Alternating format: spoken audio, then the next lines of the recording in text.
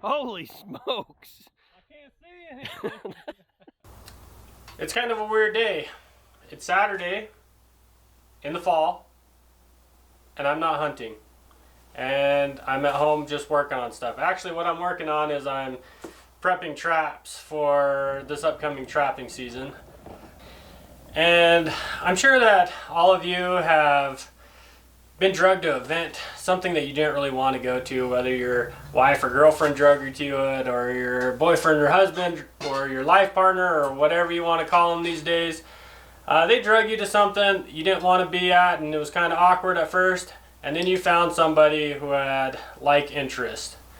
And for me, that life interest is the outdoors.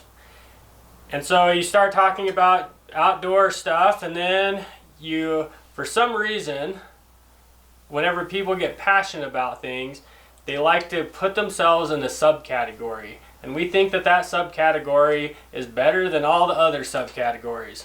Whether it be your favorite sports team, or it could be whatever it is.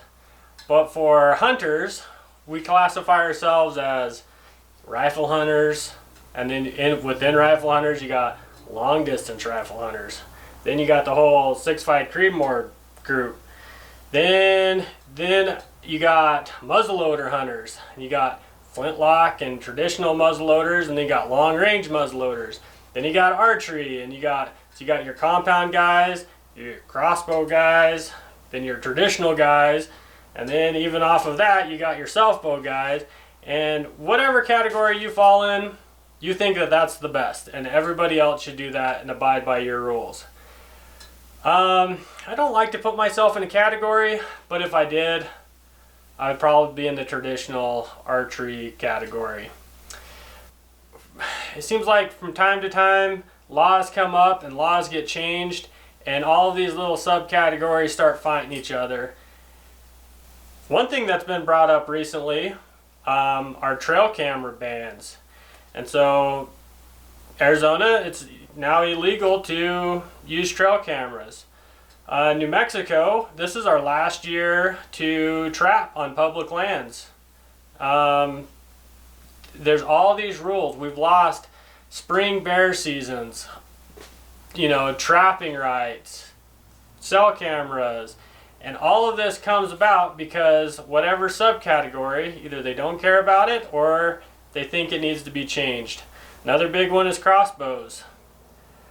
I don't necessarily think that it's bad to be passionate about something, but we definitely need to work together or we start losing rights.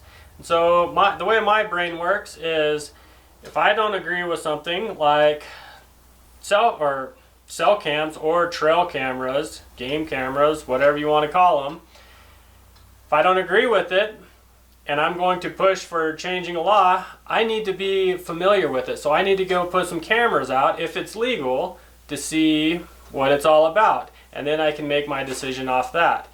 If I don't think that long range shooting should be legal, then I should go try long range shooting and see if that should be illegal. Trapping, we got our laws changed because people that didn't trap voted.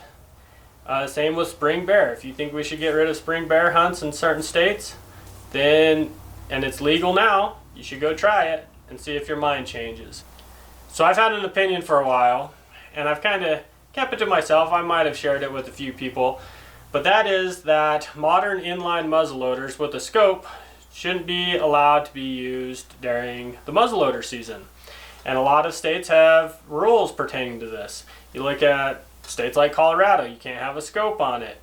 You look at some states back east that have a flintlock season. And so there have been rules that have changed, but I thought that New Mexico should change that. I've never pushed it. I'm not a keyboard warrior. I'm not going on forums and stuff. It's just an opinion that I had. And so whenever I have an opinion like that, I think it's important to try it. So I did the right thing, or wrong. I did a thing. I put in for a deer tag during the muzzleloader season. That means that I wasn't able to archery hunt this year, but I really wanted to try the muzzleloader hunting because I had this opinion about it. So I drew a tag and I ordered a CVA Ultima V2, I think it's called, off of Camo Fire. So I didn't get a real high-end one. I just bought one that is pretty common. I think it's one of the most popular ones out there. Ordered off Camo Fire, got it in, and shot it a couple times. Because in my mind, muzzleloader hunting with the scope, it was going to be just like rifle hunting. You just get one shot. And I quickly learned that it is not quite like a rifle. So there's a lot of similarities, but this particular gun that I had and the particular setup, which I didn't do a lot of research, you know, I just winging it. I'm kind of on purpose. And I took it out, sighted it in. And so I sighted it in one day. And then a couple weeks later, I was actually busy doing other stuff. I didn't really put a lot of effort into it, but I shot it again, and my groups weren't as good as I expected them to be. But I did learn a lot, and my opinion on muzzleloaders started to change. So let me tell you a little story. So I left right after work on Friday, just like most weekend warriors, to hunt for the weekend. And so I drove 545-ish miles to where we were going to be deer camping. And so we were hunting in an area that my dad has hunted a few times, and my brother was coming just to hang out and tag along. He didn't have a tag. And we were looking for Coues deer. And probably just me saying Coues deer, there's a few of you that are going to want to, your fingers are getting itchy. We all know that Coues deer are named after Elliot Coues, who was a physician for the Army, and so we should be pronouncing them Coues deer. Yes, we know. But just keep calling them Coues deer, because then we know that you're not from where they are. So we get down there, and Coues deer are in, so Arizona has the most, and then we have some in New Mexico, and then in northern Mexico. So it's a pretty small area that it's a subspecies of the whitetail. They're really small. A buck weighs between about 80 to 100 pounds, and they're only about 32 inches at the shoulder. So they're a tiny little deer. People like to call them the gray ghost, or they have all kinds of nicknames because they're super hard to find. And so if you've never Coues deer hunted, I recommend that you don't, because if you do, you're going to be hooked on them, and that's all you'll want to do is Coues deer hunt. So I get down there and it's dark. So I'm going to an area I've never been. I've been in the area, but exactly where we were hunting, I'd never been before. So I get there in the dark, and we wake up early in the morning. I still don't, I don't really know where we are. I've looked at it on a map. And we go up, and me and my brother go to this trailhead, and we hike up this mountain in the dark. Still don't even know exactly what it looks like around me. And just as day breaks, we see a little buck. Like barely shooting light, maybe. It would have been on the edge. But it was a little tiny forked horn, and so obviously we let him pass. And then shortly after, we find this doe. And this doe you could barely see the ears sticking out of the grass. And so we watch her, make sure nothing else is around, and we work our way around. And the crazy thing about these Coues deer is they're either going to run or they're just going to hunker down. And the trail that we were on actually walked right by her, and instead of running, she knew she was hidden pretty well, and so she just laid down flat. And so these deer, they're just real tricky. They're so small, they're hard to find, and then they hide because everything's trying to kill them. We go around and we start glassing, and when you're Coues deer hunting, you spend most of your time looking through binoculars. And we're finding a few deer, find another little forked horn. Everything's going pretty good. And then I start to realize that this area, even though everybody would think of this as just the desert, it holds a lot of wildlife. So there's stuff like, obviously these Coues deer, and there's mule deer there too. And then you got stuff like Gold's turkeys, which are just like giant turkeys. And I didn't end up seeing any, but my dad and brother saw some. We got other stuff like Coatimundi. So if you say Coues deer, you probably would call those Quadamundis or something like that, or Quaddies. But we call them Coatimundis. They're kind of like this monkey raccoon mixed creature. I like to call them cucamonkeys myself. But so there's those. We saw some bears and a lot of bear sign. There's there's mountain lions in that area. We got Mearns quail. If you've never seen a Mearns quail, whenever you're walking and your heart just jumps out of your chest, it's because you flushed up some Mearns quail, because they don't flush until you're almost stepping on them. There's a bunch of doves. Any kind of water source there, if there's a little tank or a pond, they're going to be covered in ducks. And in this particular area that we were, there have been jaguar sightings. You know, that's really rare, but there could be jaguars in the area. A lot of illegal trafficking, whether it be of people or drugs in the area. So you'll see more border patrol than anybody else. Bunch of border patrol in there. So after that first morning of finding a few deer, and it looked pretty good. It looked like we were going to get into some deer. We ended up going down and checking out a tank, and we met up with my dad. Me and my brother split off again, and we were working our way around these bedding areas. And normally I don't hunt bedding areas, but I'm still pretty confident because I have a muzzleloader. If I was bow hunting, I would never do that. But I figured we could jump something whenever it runs up on the other hill and get a shot. And we find some doe. We do jump some does and stuff. And we make it around to where we're meeting my dad, and he says that he saw a buck cross this canyon, and he never saw it come out. And so we had a couple options. Either we could just sit there and wait for it to come out, which would be the proper thing to do. But it's way too far for a shot. It would have been a 1,000-yard shot.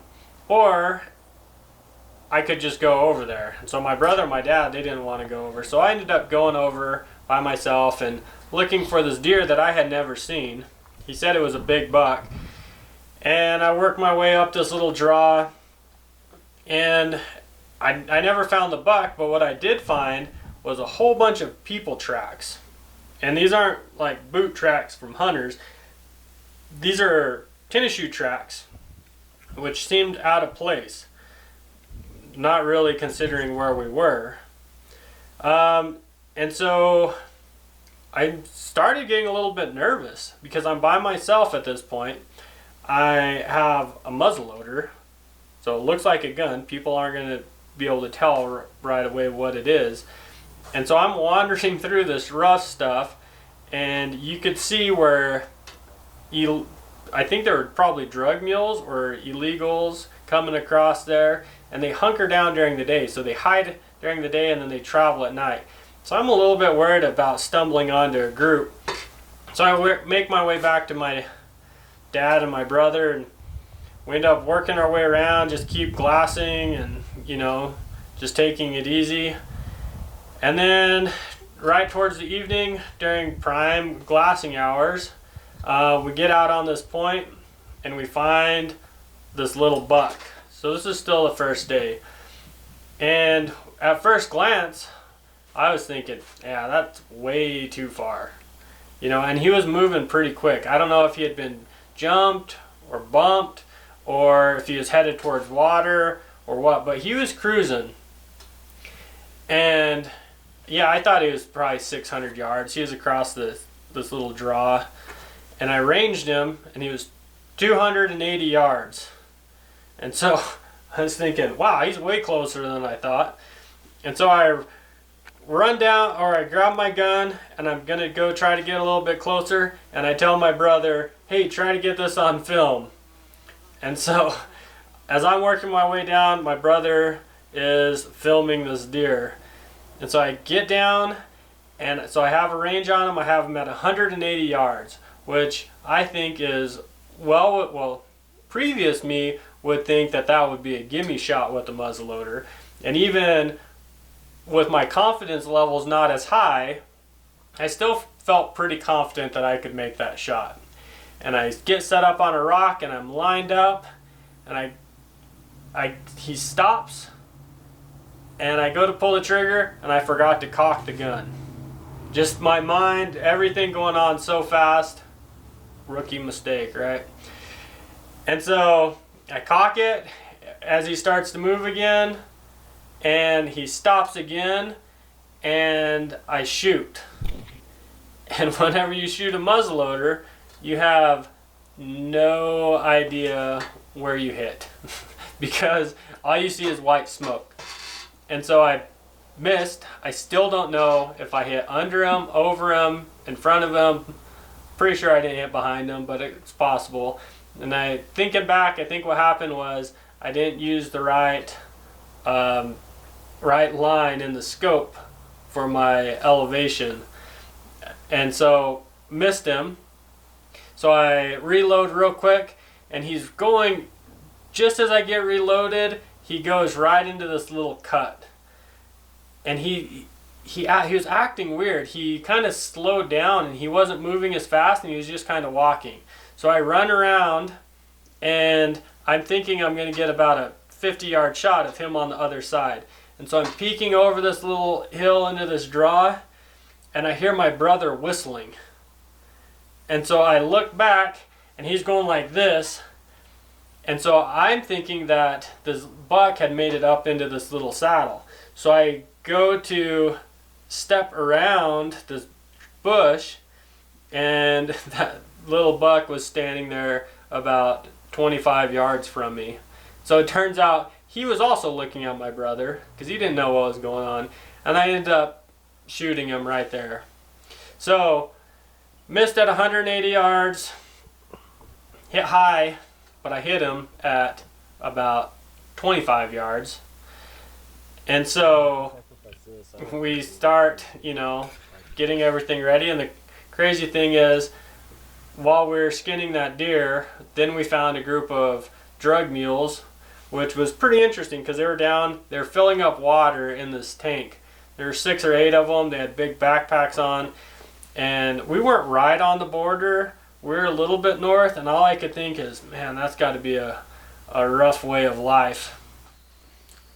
So after we shot the deer and we got all that lined up, we had a decision to make, and that was either to just hang the deer in a tree and come back with the horses the next day, or we could pack the deer out that night.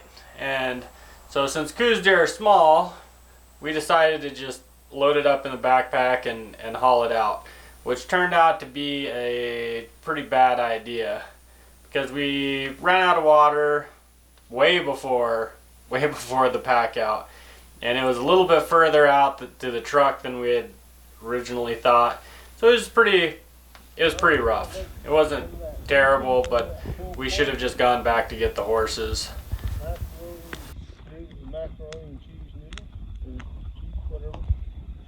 You want to cook that other steak? Yeah. And some backstrap? Yeah. Let's do that. That's a great plan. I mean, we don't have to, but... And so the next day, we wake up, and so my dad still has a tag, and we go check out this other area, and so we're just kind of hunting as a group now. To be honest with you, my dad's not real serious about killing a deer. He's killed quite a few pretty good sized Coues deer, and I think he just wanted to hang out with us for a while. So we go looking in other areas, go check some other stuff out. If we ever hunt in that area again, we kind of know some more places to look. And So we just kind of take it easy in the morning. Then we go look for turkeys because I wanted to see some of these gold turkeys, but didn't find any. And the last evening that I was there, so this would be Sunday, I get up high. My dad and my brother are gonna work their way around, and I'm glassing, trying to hit everything, just trying to locate some deer for them. And I see what I think is, at first glance, I thought it might be some illegal drug runners riding a burro across this flat. And then I realized that it's just my dad riding my mule and my brother's following him. And so this mule, I've had her for a few years. Look, she's eating. There's rumor that you could ride her and she's super gentle. I've just packed her the whole time. But my dad decides that he wants to ride this mule for some weird reason, because there's 2 horses and the mule, and so he picked a mule, which is fine. But it's pretty entertaining, and it's pretty funny watching him walk across there. And then that night, we didn't find anything, so we didn't see any bucks that day. So I'm glad, even though I didn't shoot a very big deer, I would have run out of time because all I had was the weekend to hunt. And so we didn't find any. My dad later, my dad stayed down there because the hunt went through Wednesday. He stayed down and got into some deer. Ended up not shooting one, but he did find some big bucks. And there are some really big ones in the area. And so if I had more time, could definitely, more trophy hunt. I definitely wasn't trophy hunting. I was just trying to kill something during the weekend. So definitely some big deer in the area. So it comes down to, has my opinion changed on muzzleloaders? It has. I still don't think that it's as cool or, as sporting as traditional archery or even hunting with a compound, which I have nothing against that. I still hunt with a compound quite a bit. Don't think it's as cool as that, but I definitely have a new respect for muzzleloader hunters. And so I think that if you have a problem with something, you should definitely go do it. And so there's my story on why I don't think muzzleloaders are as bad as I used to. Cool, Dad. Can I go play now?